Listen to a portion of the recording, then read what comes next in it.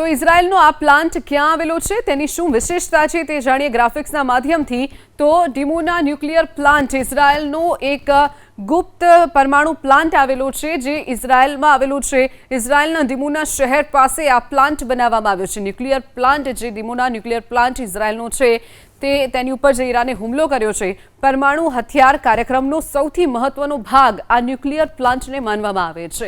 ઇઝરાયલનું જે ડિમોના શહેર છે તેની પાસે આ પ્લાન્ટ બનાવવામાં આવ્યો છે।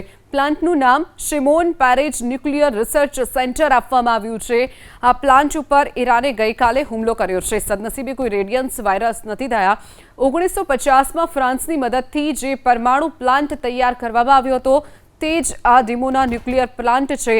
જમીનની અંદર 8 અંડરગ્રાઉન્ડ લેબ હોવાનો પણ દાવો કરવામાં આવી રહ્યો છે। તો ડિમોનામાં 80થી પણ વધુ પરમાણુ બોમ્બ હોવાનો દાવો કરાઈ રહ્યો છે, જ્યાં ઈરાને આ શહેરને નિશાન બનાવ્યું છે। સદનસીબે કોઈ રેડિયન્સ વાયરલ નથી થયા। તો ડિમોનામાં 80થી પણ વધુ પરમાણુ બોમ્બ હોવાનો પણ દાવો કરવામાં આવી રહ્યો છે।